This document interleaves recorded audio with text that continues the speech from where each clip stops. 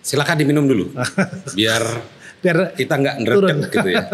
Yang penting sekarang ada parpol itu bekerja. Maksudnya parpol itu kantornya 24 jam. SS harusnya kalah.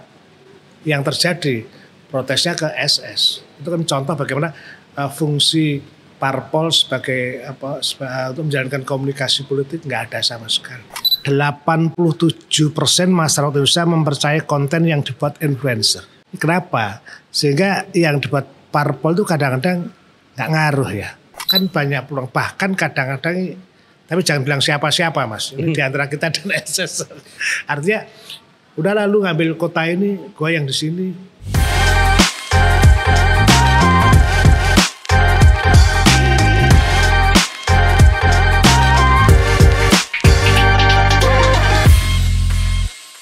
Apa kabar Mas Suko? Sehat. Kayaknya seger banget ini. Sepanjang ada kopi SS ini kan. Kopi SS ya? Kopi SS. Kita coba dulu ya. Oke. Yang kopi asli kayaknya nih Mas. Ya, sangat sedap. Agak pahit. Sepahit yang informasi dan kabar yang kita terima dari kemarin. Tapi kalau dibilang pahit, bisa manis ya. Tergantung kita ngelihat perspektifnya kayak gimana. Yang tentang menang politik kemarin waktu pilpres. Yang menang bisa manis meskipun bisa diabetes juga kalau terlalu banyak. Ya, kawan, sekarang kita kedatangan tamu Mas Suko Widodo. Beliau adalah guru saya waktu kuliah di FISIP UNER dulu dan juga punya banyak cerita sebenarnya tentang apa yang terjadi kemarin waktu pilpres, waktu pileg, dan juga kita juga akan ngobrol tentang bagaimana landscape dari pilkada besok gitu ya. Kita akan kulik gitu. Dan Mas Suko ini yang akan mengawali Open White yang edisi ini, dan seterusnya kita akan lebih fokus pada politik terutama di Jawa Timur dan Surabaya sekitarnya. Gitu Mas Suko. Ini jadi edisi perdana nih. Iya, kenapa Mas Suko? Karena kita pengen bukanya dari perspektif yang lebih saintifik gitu, lebih ilmiah, dan pas banget kalau Mas Suko yang dihadirkan. Nah, ini pertanyaan saya yang pertama nih Mas Suko. Setelah perhelatan politik kemarin, pilpres dan pileg, pastinya akan ada dampak-dampak yang akan mempengaruhi situasi politik, landscape politik yang ada di lokal. Karena kita akan menghadapi pemilihan kepala daerah nggak lama lagi ya. Apa aja sih Pak? Ya, ini ngomongnya belak-belakan atau diam-diam? Nanti kalau ngerasa belak-belakannya agak direm dikit nggak apa-apa. Tapi aman kalau gak? Keperucut ya nggak apa-apa. Aman nggak? Aman. Aman ya sekarang. Karena kita mendekati secara ilmiah. Saya suka Mas Edi pertanyaan itu karena memang selama pemilu kemarin kebetulan saya bergabung dengan komunikolog. Jadi teman-teman ahli komunikasi ya, sebut aja Effendi Ghazali menjadi bagian dari grup kita yang melakukan sejumlah riset tapi kualitatif, bukan kuantitatif. Kami tidak peduli angka-angka, tapi kami lihat fenomena itu. Dan yang terjadi memang ada anomali politik pada pemilu 2024. Artinya anomali itu semacam disrupsi atau kekacauan yang kemudian tidak seperti biasanya. Kita buka misalnya pertikaian antara Pak Jokowi dengan Bu Mega itu yang kemudian beranak pinak pada praktek-praktek yang itu tentu saja menghasilkan kondisi sekarang ini. Yang terjadi sekarang ada bukan sedikit ya, agak banyak kegambangan berpolitik di kalangan politisi itu sendiri. Maka kalau kita tarik ke tanggal 27 November nanti perhelatan itu, tidak terlalu banyak orang-orang yang berkontestasi bermunculan atau pewacanaan itu relatif tidak. Kalau sebelumnya itu 2 tahun sebelumnya orang maju itu sudah mulai di warkop di tempat-tempat itu ada diskusi tentang itu. Tapi setelah pemilu 2024 kemarin relatif senyap. Kenapa? Kehabisan energi apa ya? Itu salah satunya. Oke. Ya, katakanlah misalnya ada keraguan, gamang itu kan gini. Kalau saya misalnya sepak bola ya, saya mau tembak ke sana, khawatirnya di sana berbenturan. Saya nembak ke sana atau saya berjalan nanti tackling. Nah, itu artinya untuk menuju pencapaian mengegolkan dirinya ke sana itu dia membayangkan begitu banyak barier. Jangan-jangan nanti saya tertackling, jangan-jangan energi saya. Ini ngomongin habis. siapa kita? Bola, bola politik. Lanjut. Jadi apa ya? Kalau di masa-masa silam ketika Mas Edi masih kuliah dulu dan pengalamannya di luar negeri kan apa ya? Sistem politik itu kan begitu tertata, demokrasi itu benar-benar menjadi pesta ekspresi dari warga negara. Ini yang agak tidak dan itu yang membuat gampang tadi. Oh, kalau di sini berarti pesta apa dong Pak? Pesta elit gitu? Misalnya begini. Tapi kena pancing saya loh. Iya, saya akan mengatakan jangan bilang siapa-siapa ya. Misalnya begini, kita ini kalau parpol itu sudah otonomi ya misalnya, itu dia bisa putuskan. Nah, jadi misalnya maju wali kota Krian misalnya. Belum ada ya kebetulan. Kita bikin kota sendiri nanti. Itu satu kota. Itu yang menentukan ternyata bukan warga Krian, tetapi orang yang berada di pucuk di Jakarta sana. Sehingga ada otonomi. Bayangkan untuk menentukan wali kota Surabaya kan mestinya bertanyanya rekomendasi dari warga Surabaya, bukan dari keputusan politik. Itu secara teoretiknya seperti itu. Tapi yang terjadi sekarang adalah semua keputusan sangat Jakarta sentris dan katakanlah suka-suka mereka gitu. Ini problem untuk sistem politik pembangunan bagi daerah itu sebetulnya. Tapi bukannya itu sudah menjadi konsensus politik ya? Sistem itu dibangun sudah menjadi sebuah konsensus politik. Kalau misalnya dipertanyakan memang harus punya dasar logika yang tepat berdasarkan fenomena yang terjadi. Apakah fenomena yang terjadi kemarin ini memang cukup kuat untuk kita mengkritisi itu ya, Mas? Ya, itu sebenarnya artinya berdasarkan itu dan pengalaman masa silam sudah saatnya ketika reformasi yang Mas Edi waktu muda berteriak-teriak dulu, ingat nggak itu? Saya balik itu. Waktu itu kan Mas Edi kan teriak-teriak. Nah, itu harusnya salah satunya kan juga tidak ada KKN, kemudian ya otonomi memunculkan itu mestinya. Nah, harapan 25 tahun itu seolah gugur lagi itu. Kita nggak tahu landscape seperti apa yang akan kita hadapi. Jadi parpol itu juga opname semua gitu loh. Jadi sehingga mereka tidak berani misalnya memutuskan siapa yang diajukan dan sebagainya. Nah, padahal untuk menjadi seorang pimpinan itu kan prosedurnya kan ada kan, mesti harus ada riset dulu. Yang menarik kemudian berkaitan dengan pilkada itu adalah mestinya kalau menurut ilmu kita kan siapa pemilih kita. Karena enggak parpol itu, siapa jago kita, siapa yang kita jagokan. Tidak pernah menanyakan pada masyarakat. Kalau udah ketemu baru mereka menawarkan yang kita sebut dengan promosi politik, bukan komunikasi politik. Nah, padahal semua fungsi dari parpol itu intinya adalah tindakan komunikasi politik untuk mengekspresikan kepentingan rakyat. Ya, ini berarti yang kita obrolin ini kental pada sisi parpol yang lemah sebenarnya. Yes. Ya, itu ya kesimpulannya. Gimana dong cara untuk menguatkan parpol?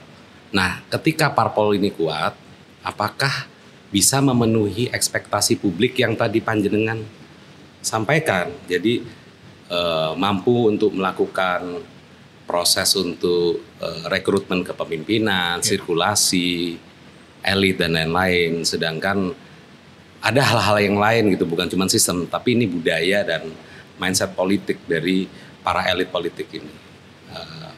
Apakah itu menjadi sebuah solusi gitu ya untuk kita kuatkan parpol? Iya, jadi harus ada pembongkaran terhadap politik kita, parpol kita. Kita kasak kusuk tentang misalnya ketersandraan parpol, ketua parpol misalnya, yang kemudian mereka kemudian dalam bersatu kita teguh untuk melanggengkan posisi mereka misalnya. Yang ini boleh dipotong, boleh diteruskan, tapi tidak apa-apa, saya punya data terhadap itu. Itu artinya apa? Politik bukan untuk rakyat, politik untuk elit. Ini yang saya kira kemudian kita harus membongkar itu dengan cara ya pembaharuan. Pembaharuan adalah jawabnya. Kalau perubahan itu kan melepaskan yang belakang dan kita mulai.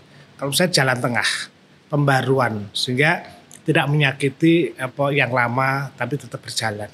Nah, konsep ini sebenarnya harus diwacanakan, didengungkan sehingga jalan tengah terhadap problem politik di Indonesia. Sekarang nggak masuk akal Mas Yedi untuk maju DPR RI misalnya. Boleh menyebut angka misalnya? Enggak. Nggak boleh ya? Angka apa nih? Angka habisnya seseorang untuk maju. Oh silakan. Oke. Nanti akan ada yang ngomong setelah Anda kok. Oh. Para pelaku-pelakunya. Tanya DPR itu, apakah mereka habis 100 juta? Ya enggak lah. Ya enggak lah Mas. Berapa masih dikira-kira? Ya MM-an lah ya. Gitu. Berapa meter mereka mengistilahkan?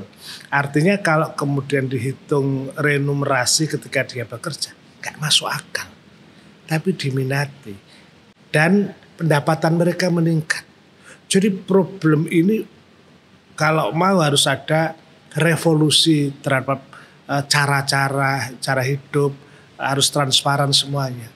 Ada undang-undang misalnya soal keterbukaan informasi publik, ada undang-undang peraturan terhadap penggunaan dana misalnya. Orang nggak peduli Mas.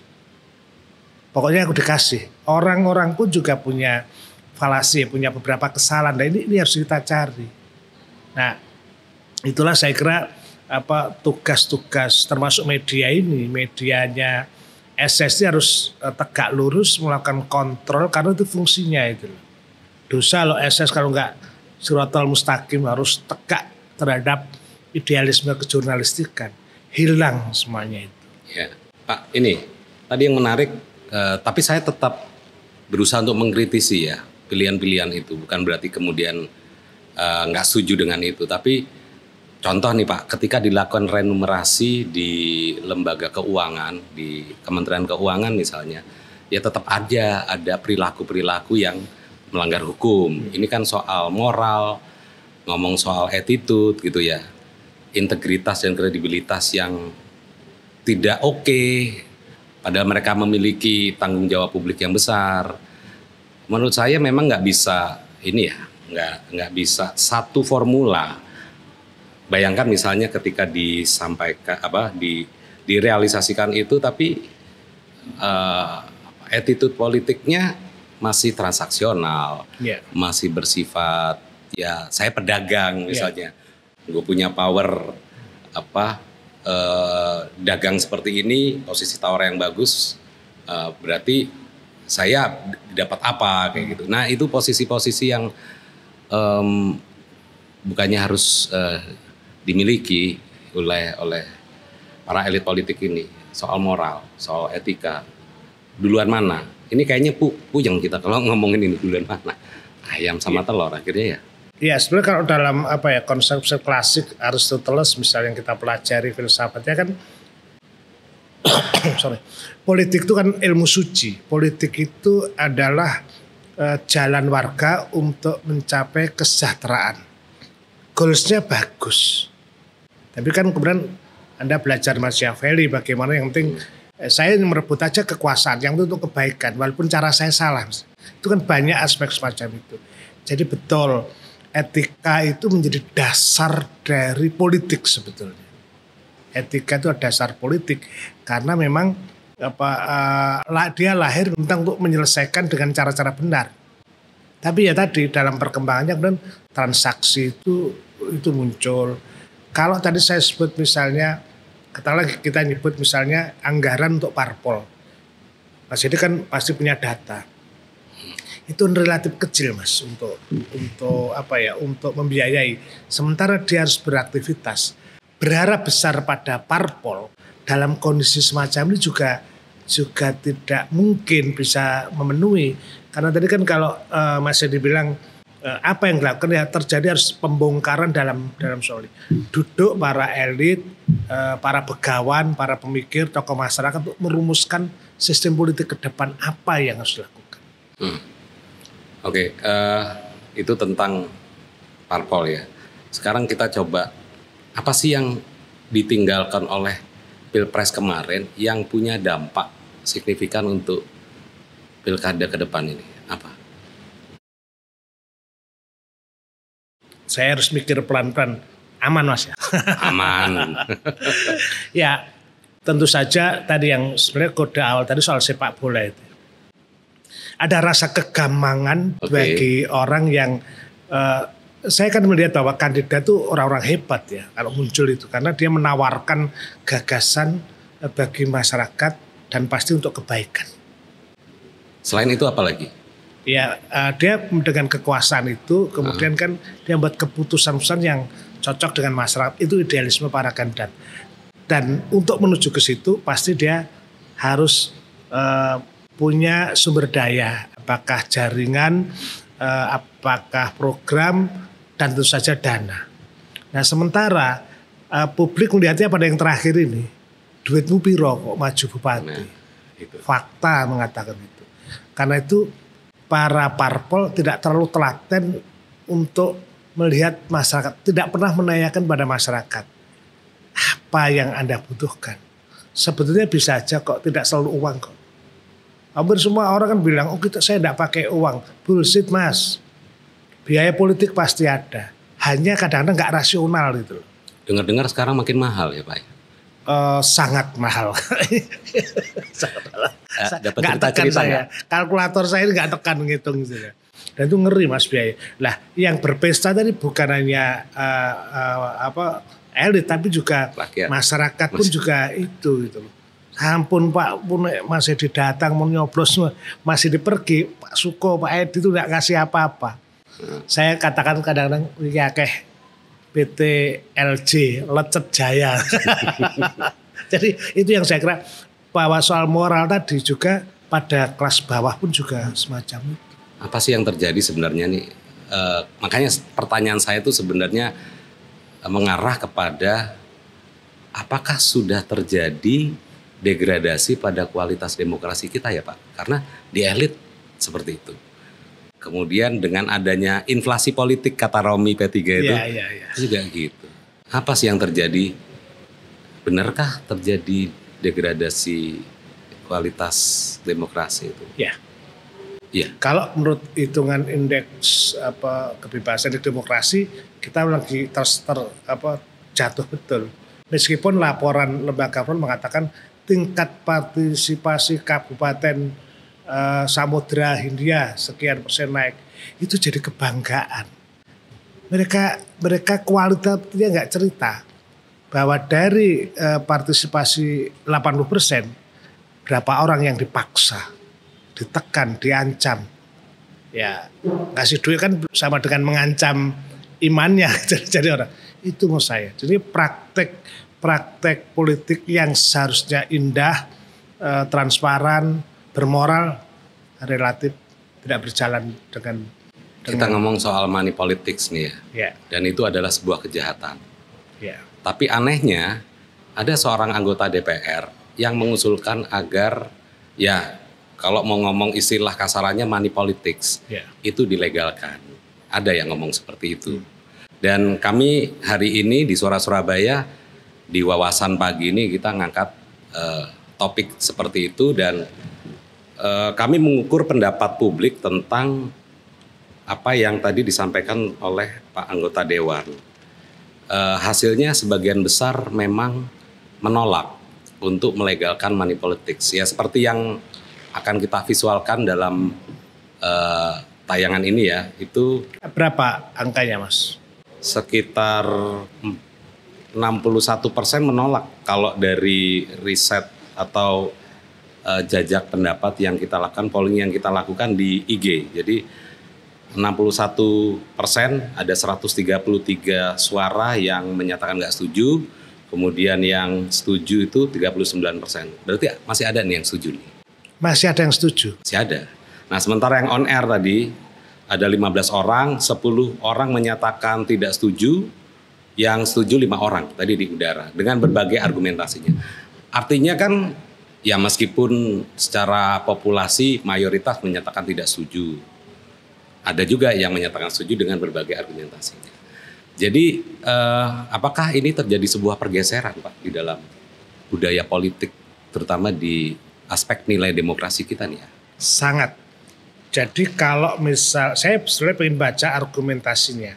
Orang yang setuju pada money politik itu bukan arti setuju dalam arti mendukung. Bisa juga saking kecewanya terhadap kondisi itu. Kalau secara kualitatif itu. Satir berarti? Satir itu, bisa satir itu. Bisa juga ya? Ya. Jadi kalau yang usulkan money politik itu lebih tidak waras menurut saya. Dengan segala maaf saya itu loh. Oh, kita sudah pada kondisi semacam itu. Jadi pembongkaran itu harus mendasar ya. Bahkan saya kadang-kadang mikir waktu diskusi dengan Cak Nun ya dulu tuh, perlu potong generasi dalam konteks orang ya. Artinya berhentilah dan kita ganti orang baru. Makanya kan saya bilang bahwa ini kalau terus-menerus rusak sudah. Jadi transaksional. Kalau misalnya setuju dengan penggunaan uang tuh, apa yang dihasilkan dari situ? Ini kan soal badi dan rugi kemudian.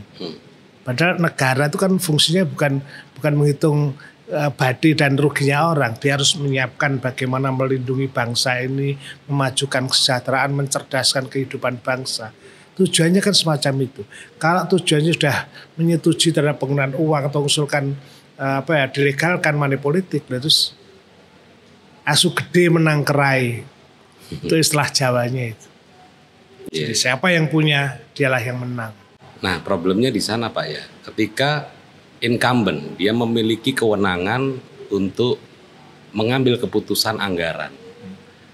Akhirnya anggaran itu dibuat sedemikian rupa legal. Tapi kemudian siapa yang bisa menjamin bahwa itu tidak memiliki pengaruh secara elektoral? Pastinya pengaruh. Petahana memang diuntungkan terhadap fasilitas macam-macam. Tapi kadang-kadang dia pun juga masang yang disebut dengan power networking ya. Jadi 6 bulan atau 1 tahun sebelum dia berhenti, pasti dia siapkan orang-orang yang kepala dinas. Ini yang bahaya kan semacam itu. Dia, kemudian anggaran tahun depan dia tata untuk semacam ini. Ini kan perlunya sebetulnya kalau Panwaslu, Bawaslu itu kan ya pada teknis pemilu harus ada lembaga yang mengontrol. Makanya saya bilang bahwa kalau ada oposisi atau tidak itu pada sikap. Semua anggota dewan harus jadi oposan terhadap eksekutif sebetulnya. Bukan kok ketika saya mendukung si A dan kemudian saya seterusnya pada pejabat untuk mendukung terus, ya enggak lah. Masa kalau mau korupsi didukung? Dia fungsi parlemen kan untuk ngontrol. Ini kan logika sing salah gitu loh. Jadi akhirnya tugas legislatifnya malah bergabung dengan eksekutif. Ini lebih bahaya lagi. Dan nggak tahu ini benar nggak ya? Ini tapi asumsi saya aja. Ya. Kayaknya itu kental terjadi yang di pemerintahan yang kemarin ini ya. Sebelumnya apakah ya ada koalisi iya, tapi sharing of power-nya itu pemaknaannya gimana ya? Ya salah itu. Fungsinya dia harusnya ngontrol siapapun. Itulah kenapa kami menggugat terhadap presiden threshold itu kan, PT itu kan, yang harus 20%. Dan celakanya turun sampai ke kabupaten kota. Hasilnya yang di Jakarta, yang lucu lagi, hasil dari pileg nasional, provinsi dan lokal itu tidak bersignifikan. Jadi ini yang kemudian terus gimana gitu. Taruhlah misalnya ini di Jawa Timur misalnya, nomor 1 kan PKB misalnya. Kalau dia maju caleg kan sudah kuat dan dia mendukung misalnya. Tapi di nasional kan tidak. Jadi ini yang disebut, padahal kadang-kadang keputusan ini dilakukan harus dari keputusan pusat. Ini yang saya sebut tidak ada kemandirian lokal. Padahal menurut saya politik lokal itu penting karena dia yang merasakan langsung dengan masyarakat. Masa hanya jalan Wiyung rusak saya lapor ke Presiden atau DPR RI, kan cukup yang di depan saya harus melaporkan. Nah celakanya lagi itu orang yang saya pilih di depan jalanku nggak tahu rumahnya saya, harusnya kan saya melapor gitu. Jadi yang penting sekarang adalah parpol itu bekerja. Mestinya parpol itu kantornya 24 jam. SS harusnya kalah. Yang terjadi protesnya ke SS. Itu kan contoh bagaimana fungsi parpol sebagai untuk menjalankan komunikasi politik nggak ada sama sekali. Yeah. Larinya tadi transaksional, orientasi pada kekuasaan, akhirnya dengan segala cara dia lakukan. Tadi udah jawil-jawil Jatim sih ya. Makanya ini mau tak jawil. Jatim ya. Saya buka contoh yang salah ini. Nggak apa-apa juga. Ya di Jatim ini tetap menarik ya, karena kita juga konteksnya juga bicara tentang Jatim juga. Kalau Pak Suko ngelihat konstelasi nasional kemudian diturunkan ke Jawa Timur ini, petanya seperti apa ya? Ini pertanyaan saya global supaya nanti Pak Suko bisa ngomong tanpa tedeng-aling-aling. Ya kalau kita dapat media misalnya petahana misalnya, sekarang posisinya kan mendapat dukungan dari partai-partai yang ya papan tengah lah, misalnya Golkar, kemudian Gerindra, Demokrat, PAN. Nah ada partai yang juara 1 dan 2, namanya PKB dan PDIP. Tapi sejauh ini kan juga tidak menelurkan kandidat yang muncul semacam itu. Itu yang saya sebut harus hati-hati terhadap kolaborasi koalisi ya, yang kemudian calon tunggal misalnya atau mengumpul yang penting menang.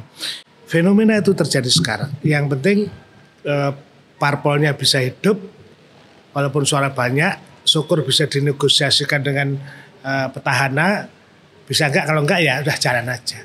Ini kegamangan itu banyak catatannya. Ya, itu tadi ya, karena turunan dari yang atas juga. Iya, pengaruhnya besar turunan dari atas itu. Nah, kita belum masuk ke sisi elitnya, belum ke figur dulu. Tapi tentang landscape dari koalisinya itu. Kalau menurut Mas Suko itu koalisi di nasional itu juga akan terjadi di level lokal atau enggak? Atau memang enggak ngaruh yang atas itu? Dengan sistem politik yang sekarang dan realita yang mungkin akan terjadi. Ya pastinya enggak cocok ya yang di pusat. Karena tadi yang menentukan ya harus orang lokal aja misalnya. Yang kalau kan saya kan kalau melihat teori politik yang misalnya merujuk pada legislatif bersignifikan, otomatis kan PKB dan PDIP akan menentukan eksekutif. Dalam prakteknya kan tidak, dan itu banyak daerah, Surabaya macam-macam juga hal semacam itu. Ke Provinsi Jatim kira-kira konstelasi koalisinya akan menjadi seperti apa, Mas Suko? Ini kalau saya baca ya, karena di Jawa Timur itu unik Mas. Ada kekuatan-kekuatan di luar parpol yang justru menentukan arah politik. Siapa itu? Sebut aja misalnya Bu Khofifah. Beliau itu kan ketua lembaga yang sangat luar biasa, Muslimat Indonesia, organisasi Islam yang terbesar di Indonesia atau bahkan di dunia misalnya. Itu jarang. Itu pengaruhnya besar. Itu yang saya sebut bahwa karena kita tuh floating mass ya. Jadi kekuatan ini jauh lebih dahsyat daripada kekuatan partai politik. Itu yang lebih menentukan. Yang lain ada lagi? Pondok misalnya. Iya, pondok kan juga vaksinnya macam-macam itu loh. Pondoknya siapa dan sebagainya itu. Itu meskipun ya riset itu saya lihat memang sekarang udah bergeser ya.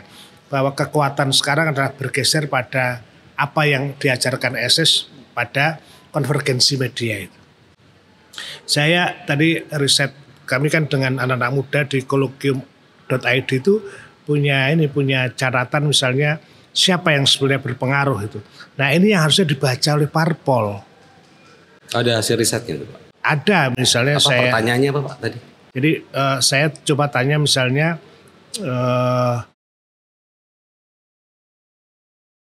ini lihat hasilnya apa saja media sosial yang berpengaruh dan platformnya. 87% masyarakat Indonesia mempercayai konten yang dibuat influencer. Kenapa? Sehingga yang dibuat parpol itu kadang-kadang nggak ngaruh ya. SS itu kadang-kadang ya mohon maaf harus saya katakan lebih dipercaya daripada lembaga resmi.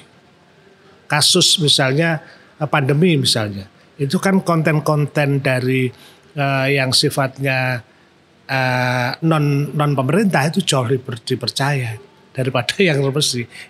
Ya itu kan berarti kalau mau melakukan politik yang bagus, parpol juga harus berubah dengan cara-cara modern, riset dan sebagainya. Bukan tadi kalau mau pilihan itu bukan yang ditanya kan siapa jago kita tawarkan, tapi enggak tanya dulu siapa pemilihnya pengen apa.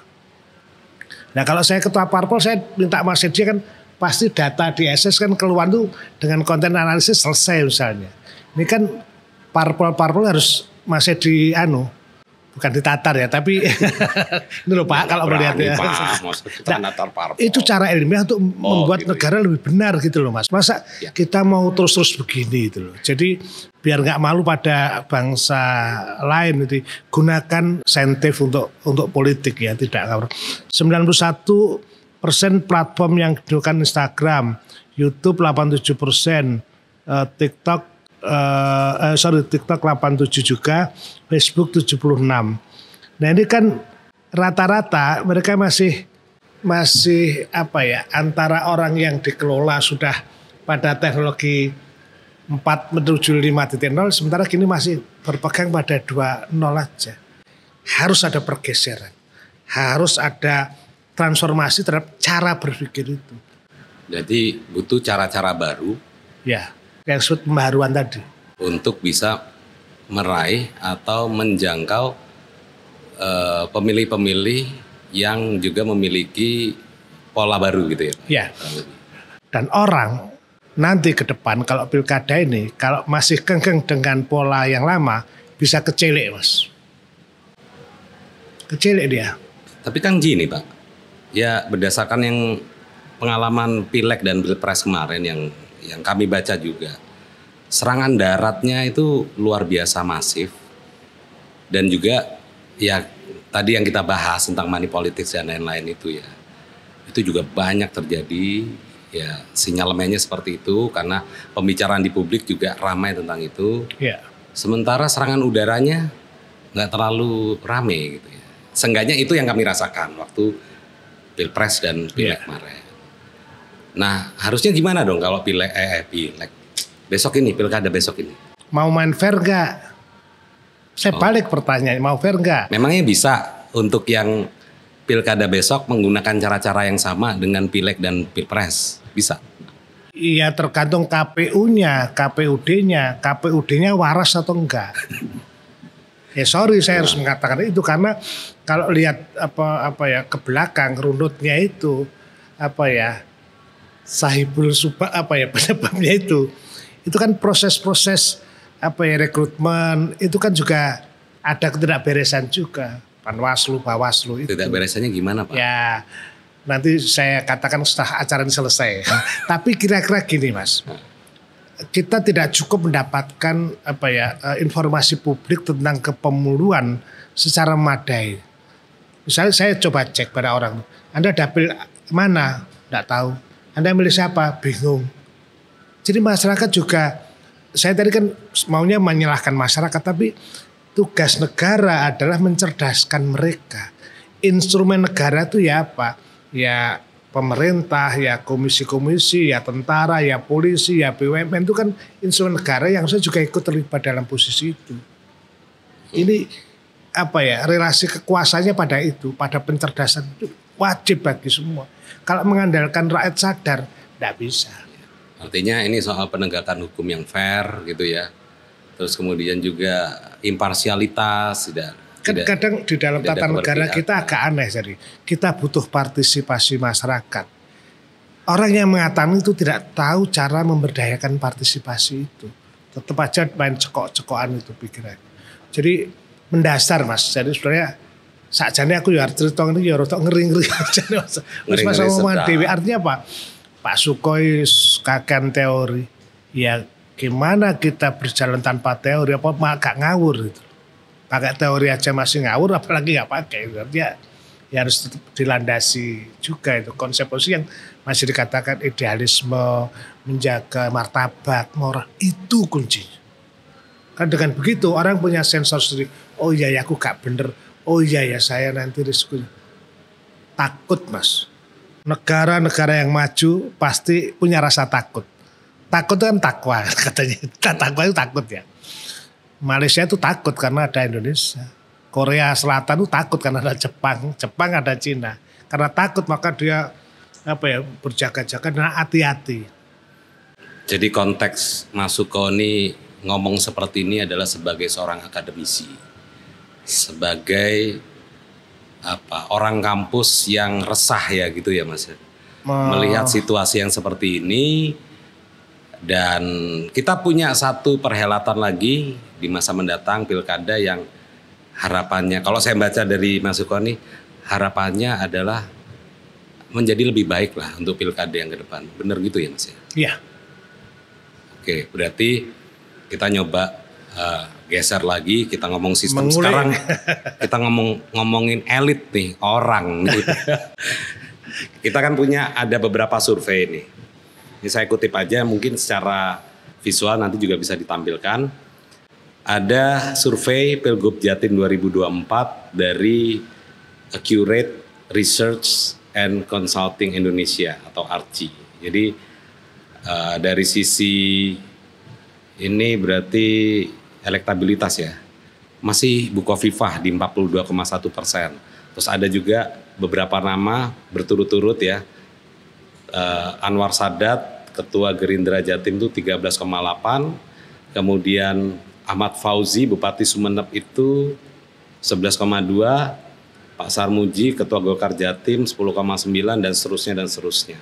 Ini baru dari satu hasil riset ya. Nama-nama ini kalau saya lihat, tapi tolong dikoreksi ya Mas Sukhoi ya. Kita sebenarnya yang seru adalah ngomong tentang wakil gubernur ya. Tentang kontestasi gubernurnya gimana menurut Mas Sukhoi? Bener nggak nih? Ini hasil risetnya pada posisi pendapat saya ya. Sebagai seorang incumbent pastinya ya, Ibu Kofifa. Ya kalau kalau ini agak ada problem misalnya. Kalau riset ya misalnya posisi misalnya punya kekuatan paling tinggi itu. Problemnya apakah dia sendiri atau couple, pasangan, riset itu. Iya. Jadi elektabilitas itu Bukoviva sendiri atau sudah berpasangan, itu kan datanya belum muncul. Ini kayaknya riset elektabilitas individual. Individual ya. Nah kalau individual tentu saja kalau nanti pasangannya tidak pas, apakah nanti partai yang besar juga mendukung? Ini kan pertanyaan yang harusnya dijawab partai di antara mereka. Tapi sebagai seorang petahana diuntungkan. Yang kedua tadi kan saya menyebut beliau itu kan punya organisasi muslimat, itu juga kekuatan tersendiri itu loh. Jadi harus dibedakan antara dia couple atau disimulasikan yang muncul itu kan yang belum muncul. Tapi sebenarnya kalau lihat angka-angka semacam itu, artinya dengan jumlah penduduk yang semacam itu masih terbuka juga kan kemungkinan orang bisa berkompetisi. Tapi siapa? Dan waktu yang 7 bulan itu apa cukup dia untuk melakukan awareness, elektabilitas, peningkatan dan sebagainya, apa mungkin? Itu makanya kita kan punya masalah rundown politik kita tuh mepet banget ya. Mepet ya. Saya bayangkan akan menguras energi itu kan ya. Dari Pilpres ke Pileg ya. Habis Pileg harus maraton lagi untuk ngejar pilkada gitu ya. Jangan-jangan kebagian sisanya nih pilkada nih, sisa energi gitu. Sisa energi. Karena itu mungkin saya sih ini kan namanya juga agak halus-halus sidik kudu diperlihatkan. Dalam beberapa diskusi itu di kalangan elit kadang-kadang mereka main praktis, Mas. Karena barusan opname kesakitan kok Anda begini. Siapa yang sakit? Kesakitan ya budget lah para parpol itu ya dalam tanda kutip ya. Itu kemudian mereka yang saya sebut tadi, kalau terjadi konglomerasi kekuasaan antara legislatif dan eksekutif, ini rakyat tidak bisa apa-apa. Iya.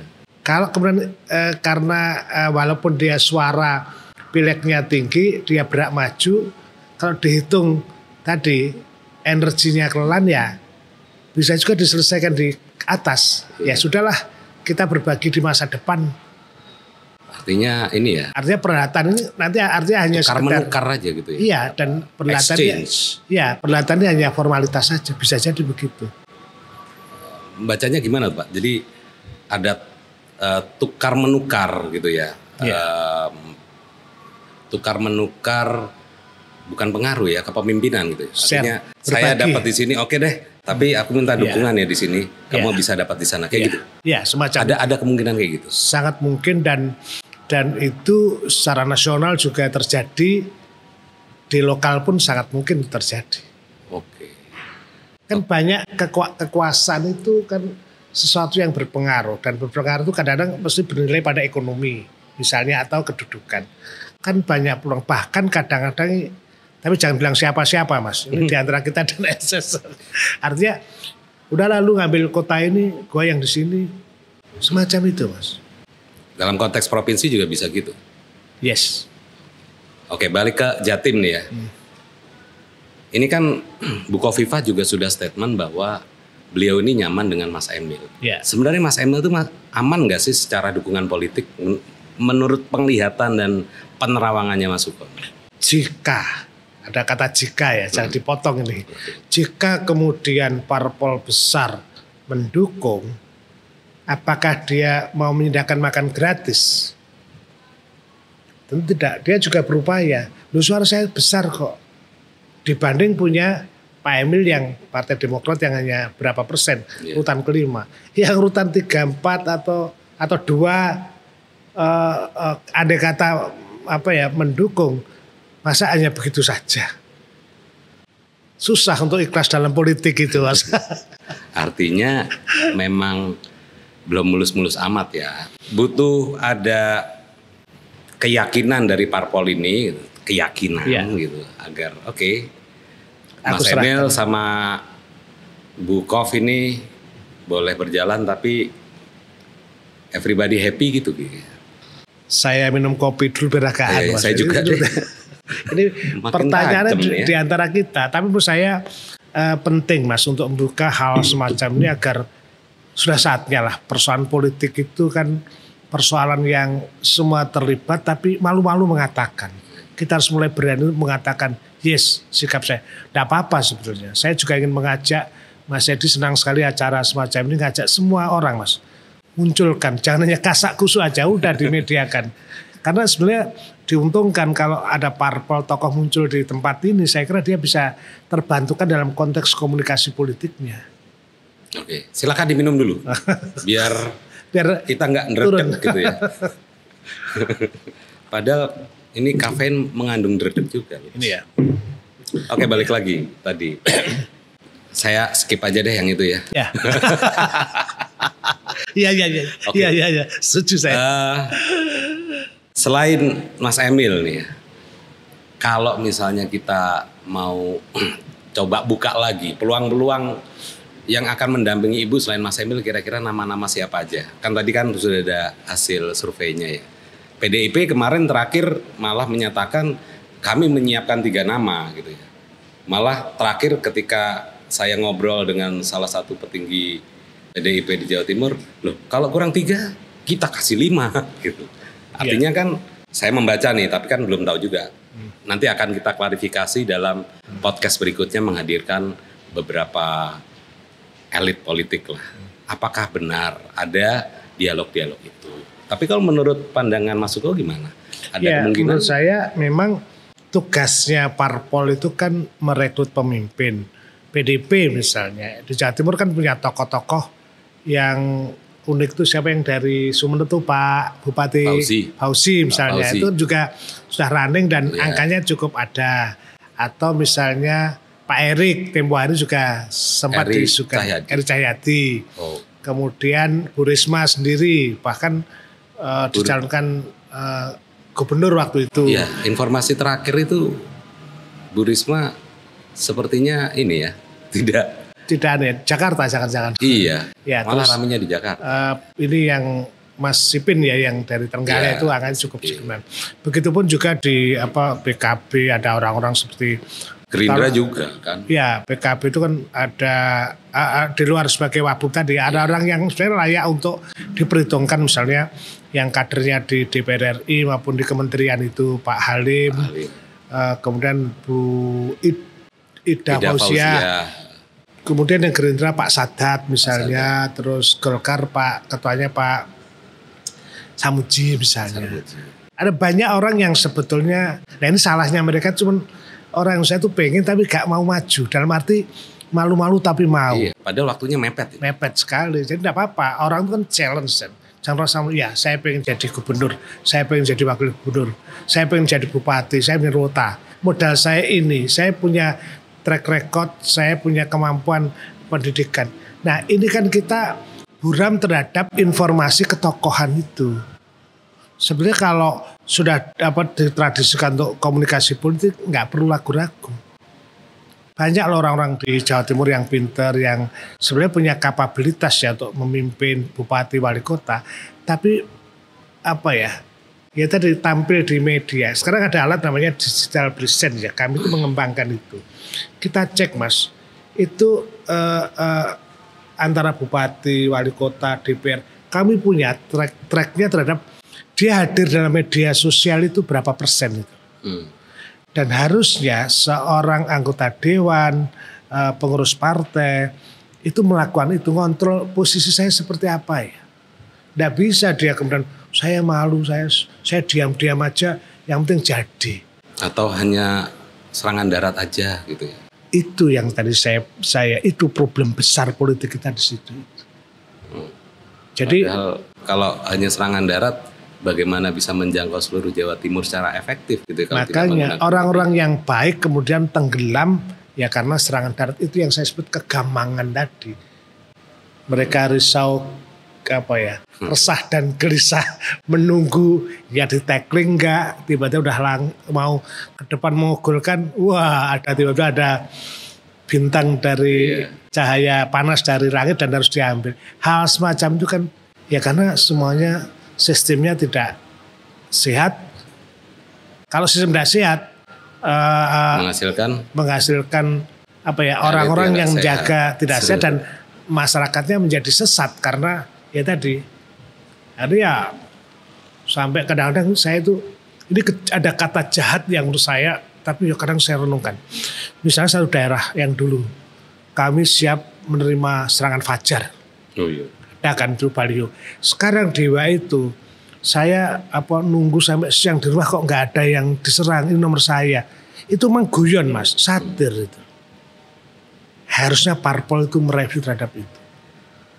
Mereview terhadap apa. Dan tadi rasa percaya dirinya itu. Ya dia takut kalah karena apa? Ya karena selalu takut kalah. Kalau perjuangan ide nggak apa-apa menurut saya. Ide menurut saya dilakukan. Saya dalam konteks ini boleh saya sebut orang. Misalnya, janganlah, enggak usah sebut, enggak jadi. Biar penasaran orang. Oke, itu tadi Jatim ya. Sebenarnya mau dikulik lebih dalam lagi, tapi nanti saya nguliknya ke narasumber lain aja lah yang lebih paham senyatanya. Enggak, maksudnya yang bisa lebih punya power atau latar belakang yang dia bisa gitu ya. Bisa mempertanggungjawabkan isi omongannya. Ya, atau bisa menyimpan rahasianya. Ya kita mau belak-belakan nih. Namanya kan open wide, harusnya kan belak-belakan. Dan Mas Edi akan jadi contoh membuka ini. Serius ini. Ke depan saya kira model semacam itu politik harus dibarengkan. Kan sekali ada banyak situs YouTube Jakarta semua. Kita bisa Harus Pak. Ya kadang-kadang Kewajiban bagi SS itu. kadang-kadang juga ada yang sulit juga untuk dibuka Pak. Makanya di Open White ini kita benar-benar serius untuk menggarap podcast ini. Bahkan sebelum ini kan harus ada brainstorming dulu dan berupaya untuk memastikan ini harusnya dibuka nih. Tapi yang bersangkutan harus ngitung sendiri resikonya gimana kan gitu. Tapi harusnya ke sana, apalagi tadi kan saya bilang kecil, 61% dari pemilih kita itu udah sangat generasi Y dan Alpha yang itu sangat melek teknologi informasi. Dan mereka bisa menjadi pendukung sekaligus juga penyurung untuk jatuh dari kekuasaan. Dengan banyak Mas, nanti ada orang terpilih tapi sebenarnya tidak punya kehormatan. Diajar oleh netizen. Netizen itu maha benar dengan segala kalimatnya ya kadang-kadang. Oke, sekarang kita ke Surabaya ya. Tapi nanti kalau misalnya ngobrolnya mengarah ke daerah lain yang lebih menarik dan Mas Suko punya data-datanya nggak apa-apa. Surabaya sejauh ini ada tradisi dari PDIP untuk mengusung calonnya sendiri. Itu satu. Ya. Yang kedua, kita punya fakta bahwa PDIP mengalami penurunan jumlah kursi yang di pemilu 2019 itu ada 15 kursi, sekarang mengalami penurunan jadi 11 kursi. 4 hilang ya? 4 hilang. Nah, dan itu terbagi ke beberapa parpol, diantaranya disinyalir salah satunya Gerindra juga. Nah, kalau melihat pola seperti ini, kira-kira ini dari sisi PDIP dulu, komposisi Eri Armuji ini akan solid nggak dibawa sampai ke DPP-nya? Kalau menurut penerawangan panjenengan berdasarkan pengalaman-pengalaman track record PDIP sebelumnya. Tingkat perubahan itu sangat terjadi terutama pada masyarakat urban ketika informasi malah cepat. Yang kedua adalah komposisi dari pemilih. Berapa persen pemilih pemula yang kemudian menggeser atau menambah jumlah yang ada. Jadi ngitungnya harus lengkap seperti itu. Kemudian yang paling gampang adalah kalau saya ini kan lagi neliti digital present. Posisi Pak Erik Armuji itu memang cukup tinggi di dalam digital itu apapun. Daerah muda harusnya cukup tinggi itu. Itu di level ini Pak ya, pemilih ya Pak ya. Ini yang saya maksud ini level rekomendasi ke PDIP-nya. Kan kemarin kan sudah daftar ke beberapa parpol. Jadi saya coba lihat dulu hasil survei dari WI Institute. Jadi Eri ini elektabilitasnya tertinggi 61,8%, Armuji itu 10%, kemudian ada Fuad Bernardi, anaknya Bu Risma, 3,5% dan seterusnya. Ada di visual, bisa dilihat kawan-kawan. Dan juga ada Ahmad Dhani, 1,7%. Nah, yang saya tanyakan itu tentang berdasarkan karakternya PDIP, pasangan Eri Armuji ini apakah akan solid direkom oleh PDIP ataukah memang hanya Eri aja jangan-jangan atau ternyata ada alternatif lain ya? Oh, ada alternatif lain. Nah, dugaan saya dia akan couple ya. Couple ya. Tetap dia melakukan karena dianggap apa yang dilakukan tetap ada mendapat trust yang cukup signifikan pada masyarakat. Nah, ini kan memang pilihan model baru itu fund base ya. Jadi parpol kadang diabaikan. Nah, Ahmad Dhani mungkin muncul misalnya. Tetapi dalam konteks apa? Ketika dia menjadi wali kota, orang punya selektif yang cukup ketat daripada DPR. Kalau ini fair ya, tanpa kita bicara soal money politik dan sebagainya. Misalnya ya kalau jadi wali kota ya orang yang pengalaman pada pemerintahan misalnya. Itu masyarakat kota ada punya selektif yang cukup bagus dibanding menerima uang kalau di daerah rural ya. Apa artinya 50 atau 100 ribu kalau dia tidak mendapatkan itu. Jadi track record itu, dan kalau lihat historinya kan sejak Bambang DH, Risma dan Erik itu kan cukup kuat misalnya.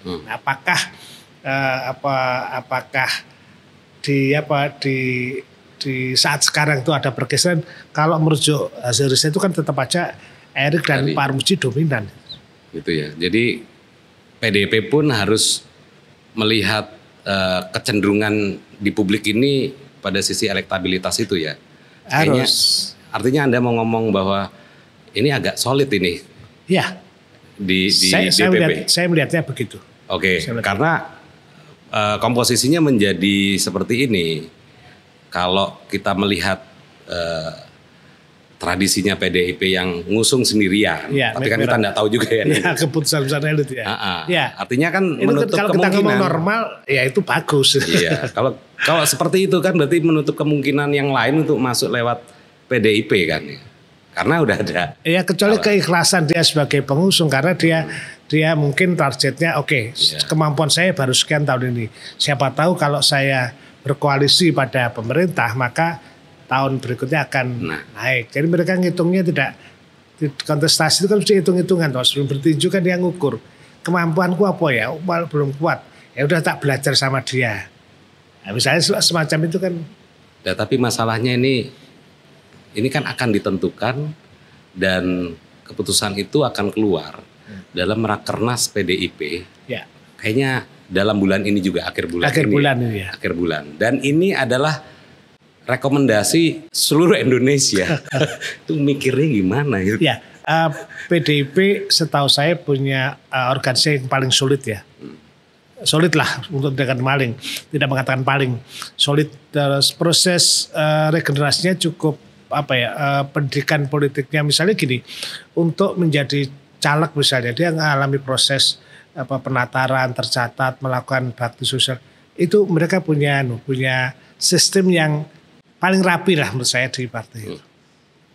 Ya, gitu. Jadi, dan sebetulnya kalau partai itu dididik gitu ya solid. Misalnya kan PDI di Jawa Timur ya dengan segala tekanan kemarin pun ya masih bisa bertahan juga dengan angka itu, tidak jatuh, kuat. Jadi secara manajemen organisasi saya salut lah sama PDIP. Berarti kalau misalnya katakanlah situasinya seperti itu, berarti kita akan menemukan penantang pasangan Eri Armuji itu dari koalisi parpol yang lain di luar PDIP. Misalnya kalau PDIP tidak melakukan koalisi, itu kira-kira yang muncul siapa ya Pak ya? Kalau ngomong nama nih Pak ya, karena kita udah punya beberapa nama hasil dari survei beberapa lembaga riset. Yang pasti nama kita nggak ada toh? Ya enggak toh. Ini Bayu Erlangga. Demokrat, Golkar ya? Menantu Pak Dekarwo. Kemarin juga sudah di statement itu oleh Pak Anwar Sadat. Jadi Gerindra menyiapkan Ahmad Dhani, Karisma Febriansyah, Hadi Dediansah, dan Cahyo Harjo. Bayu Erlangga itu di ini ya, di Jawa Timur atau di Surabaya. Di Surabaya. Gimana peluang-peluangnya itu? Bayu Erlangga ini. Kan ini ya, ada terahnya Pak Dekarwo ini ya. Ya, orang memilih itu karena track record. Track record masing-masing. Saya memilih si A tahun lalu, tapi tahun ini tidak. Itu karena track recordnya jelek misalnya. Saya memilih tahun lalu tapi sudah mengenal dia, belum running di tempat lain, sekarang beda sini. Jadi ya kita lihat aja track recordnya semacam itu. Bayu saya kira tetap punya kans ya, tentu saja harus bekerja keras melawan petahana kalau dia maju gitu loh. Dan tadi yang saya sebut bahwa masyarakat rural itu ada kecenderungan dinamis, perubahannya lebih cepat dibanding dengan yang di rural ya. Jadi urban itu kan dinamika itu informasi tidak selalu loyal ya, tidak selalu loyal, cepat dinamiknya itu tergantung dalam proses-proses interaksinya tinggi ada. Tapi mereka rasional. Ini kemampuan track recordnya, punya kecerdasan, punya pengalaman kebijakan apa itu ditanyakan, lu siapa mau maju itu. kon sopo rek, kan gitu pertanyaannya orang Surabaya itu loh. Ada lagi sejumlah nama gitu ya. Contoh misalnya Ahmad Dhani gitu ya. Ya. Ahmad Dhani itu kan punya popularitas yang lumayan gitu ya, di Surabaya. Sangat tinggi dia. Ya. Kalau elektabilitas masih belum menurut angka itu tadi ya. Ya. Problemnya adalah adanya aturan tentang boleh atau tidak.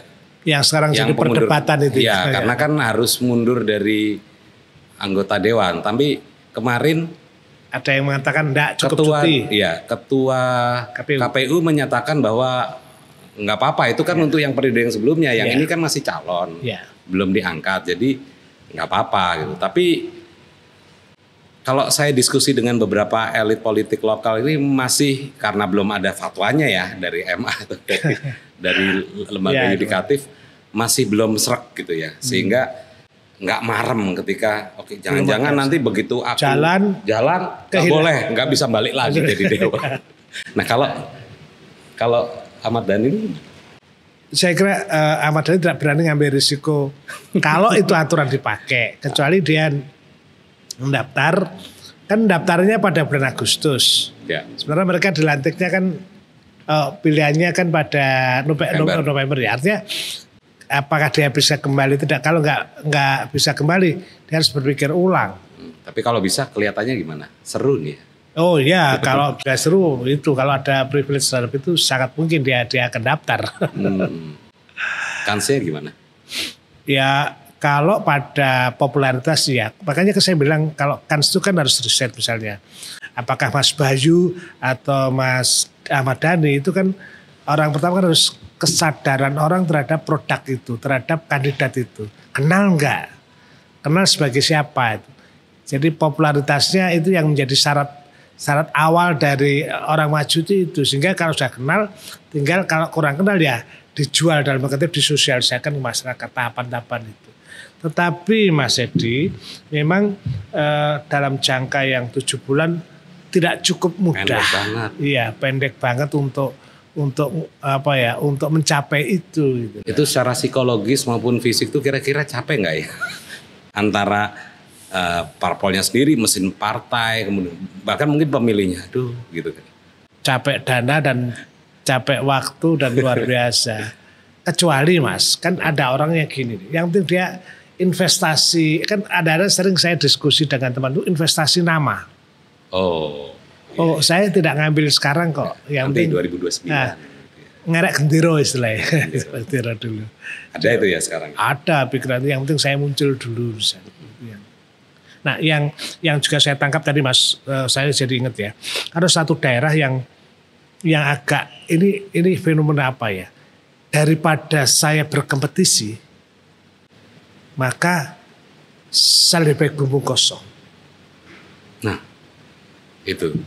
Ini tadi ada kaitannya dengan apa ya, proses negosiasi yang tadi Panjenengan bilang itu terjadi secara nasional maupun di dalam lingkup provinsi mungkin. Akhirnya ada pembicaraan, saya nggak nyebut daerahnya. Sudah, Anda tidak usah maju, tapi ini ada, nanti saya akan dukung Anda. Daripada kita bertempur, belum tentu siapa yang kalah dan menang. Aku dulu aja yang ini, kamu tahun depan. Dan kalau aku jadi, kamu tak jadikan. Ada organisasi sosial yang itu bisa dilakukan oleh penguasa. Saya nyebutnya itu jelas, tapi saya gak berani di tempat ini menyebut. Jadi organisasi non pemerintah, tapi ada anggaran dari pemerintah secara resmi. Terus dia bisa apa ya? Melakukan manuver lah ya, di bawah. Gitu dengan organisasi bisa sosialisasi itu pengenalan. Jadi ada semacam itu. Ini ya tidak bagus juga sebetulnya hal semacam ini.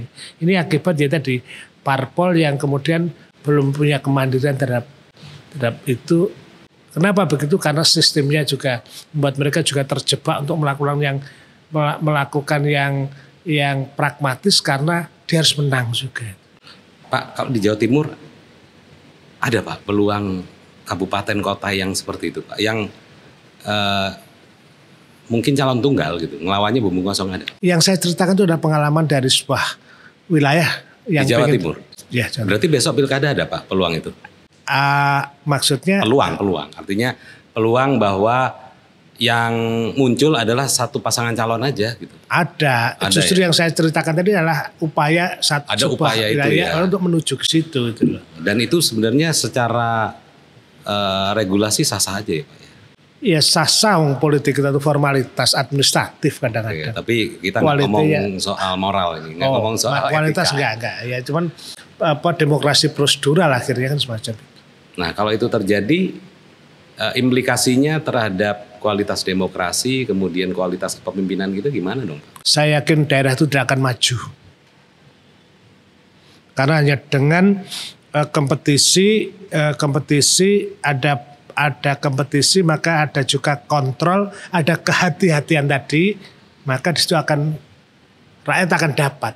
Kalau enggak ya akhirnya negara itu dikuasai oleh kelompok itu jadinya itu oleh pemimpin itu dan orang-orang yang oligarki lokal berarti. Ya. Itu kata-kata yang tepat dari seorang Edi. Oligarki lokal. Ya. Siap. Wah ini lokal. Makin panas ini Pak. Ayo kita ngopi lagi Pak. Enggak, kalau saya bicara kan hanya untuk warning aja. Kita diskusi itu warning bahwa ini adalah hal yang tidak bagus untuk dilakukan. Jadi silahkan yang bagus-bagus saja. Kalau ada cara yang bagus, apakah misalnya calon tunggal boleh aja kalau itu memang lahir dari ketulusan, kemurnian dan tidak ada transaksi aneh-aneh itu ya tidak apa-apa. Orang dipercaya kok pada masa itu nggak ada orang yang muncul, tidak apa-apa, tidak usah dipaksakan. Asal ya tadi tujuannya betul dan caranya juga dengan benar. Iya. Ini Indonesia loh Mas, dan belajar demokrasi kita tentu jangan disamakan dengan yang sudah luar biasa majunya itu. Iya. Tapi tetap optimis lah harusnya bahwa proses ini memang harus kita lewati ya Pak ya. Rekrutmen kepemimpinan, kemudian harus ada sirkulasi. Ini adalah bagian dari konsekuensi kita memilih sistem demokrasi. Meskipun memang harus terus ada perbaikan pada kualitas berdemokrasi. Ya tapi sampai kapan? Karena ini menjadi penting karena demokrasi itu kadang saya begini Mas. Anak kecil dikasih pistol. Bahaya juga loh Mas. Tiba-tiba dia dengan bebas menembakkan kepalanya ke temennya. Dia harus ada pengetahuan, keakalan terhadap soal demokrasi itu. Orang kita, mohon maaf dengan segala saya, tidak siap itu. Dan itu demokrasi tadi dengan nyebut, coba misalnya masa demokrasi kita, anak saya nyebut saya Suko, kan saya juga marah. Itu saya pelajari sampai kata-kata sampai detail itu. Sehingga memang saya demokrasi kita tidak serta-merta seperti yang dialami negara-negara barat. Karena itu sebetulnya ada kan salah satu untuk berpemerintah itu demokrasi salah satu. Bisa kita pakai sultan, kerajaan, mau sistem sosialis dan sebagainya. Nah kita ini harusnya mencari formula itu. Misalnya kami pernah mengusulkan penggunaan dewan masyarakat. Sebut dulu yang diinspirasi misalnya Bu Pinky dan kawan-kawan tentang Dewan Kota. Tapi waktu itu hanya soal kesejahteraan. Saya bayangkan harus ada lembaga moral di tempat itu yang terdiri dari multikultur, multi unsur misalnya yang kemudian dia punya fatwa yang itu bisa takut kalau pemerintah salah atau DPRD pun bisa takut dengan itu. Dia tidak harus punya kekuasaan hukum tapi kekuasaan moral. Malaysia itu kan kesultanannya kan masih jalan. Dia ngomong itu kontrol, makanya Malaysia maju. Itu berarti kayak semacam gini. Oke, kamu mungkin bisa jadi melakukan itu secara legal, tapi belum tentu itu benar. Gitu. Ya. Secara moral, secara etika. Ya. Dan itu bisa berpengaruh kan pada. Iya, cuman yang menentukan kebenaran dari sisi moral dan etika belum ada ya. Harusnya dalam lembaga kenegaraan kita, katakanlah secara nasional itu harusnya siapa? Dulu ada DPA, Dewan Pertimbangan Agung. Sekarang Sekarang nggak ada ya. Tapi itu pun waktu di apa ya orang-orangnya. Tapi itu bukan lembaga etika moral ya, itu lebih Bukan, kepada dia pengawas, semacam pengawas presiden dan kutip, dan orangnya ditentukan oleh presiden expertise waktu ya, expertise lebih kayak expertise. Tapi ini benar-benar yang dibangun dari masyarakat. Iya. Oh gitu ya. Itu Jadi, masih ya baru konsep-konsep aja secara benar. Istilahnya bagaimana membangun sebuah sistem kebegawanan sosial. Ya. Jadi ada yang disebut kalau media kan ombudsman misalnya, ya, ombudsman semacam itu masyarakat. Menarik. Cuman bisa nggak sih itu? Dulu kita pernah punya dewan. Ya maksud saya anggaran-anggaran itu bisa dibangun itu. Kan sekarang kan banyak anggaran yang langsung di pemerintahan, mulai ya guru honor, RT, RW dikasih banyak. Kan kadang-kadang itu mohon maaf ya, cadang curiga saya ini untuk melihara kekuasaan itu loh. Iya. Tidakkah itu dikasih? Sana. Iya, itu ya. Dulu waktu Dewan Kota itu kan karena ini ya mereka melakukan prosesnya itu secara volunteer gitu ya, tidak ada intervensi dari betul, ada pemerintah, itu benar-benar civil society. Ya, civil society betul ya. Ya, itu mimpi yang bagus. Utopia. Enggak utopia, pernah terjadi, Pak. Tapi kan sustainability. Iya itu. Jadi dia memang tidak terima duit dari pemerintah, kecuali misalnya itu kan bisa dicarikan adalah ada anggaran yang disahkan oleh tata pemerintah lokal itu, misalnya kita harus punya itu. Nah, seleksi prosesnya harus jelas dan sebagainya. Oke, menarik banget ini. Mulai dari eskalasi nasional sampai yang ngeri-ngeri sedap. Akhirnya kita bicara juga tentang mimpi kita ya, membangun sebuah sistem yang. Tapi nanti apa ya? Ini kan borderless ya. Alat ini yang kemudian nanti akan banyak menentukan arah itu, para netizen ini dewan netizen ini yang mereka sangat itu belak-belak ndak karuan Mas. Dan generasi 45 tahun ke atas agaknya kewalahan menghadapi itu ke depan. Iya. Pasti selalu saya percaya bahwa ada equilibrium dari masyarakat ya, meskipun anomali yang saya sebut politik, ada titik di mana ada kestabilan. Nah, tapi pertanyaannya kapan itu? Ya, dan ini kita sedang dalam situasi gonjang-ganjing di perbatasan itu gitu ya. Ya. Oke, terima kasih banyak Mas Suko nih. Udah berapa lama nih? Sejam lebih, tapi menarik ini. Ya. Kita ngupas banyak hal dan pastinya ada beberapa seri berikutnya dengan beberapa narasumber dari berbagai latar belakang juga. Jadi nanti akan ada politisi, paling banyak nanti politisi. Kalau dengan akademis ini cukup dengan Mas Suko kita sudah dapat banyak. Oke, terima kasih Mas Suko. Terima kasih juga kawan-kawan atas perhatiannya. Kita akan ketemu lagi di Open Wide berikutnya.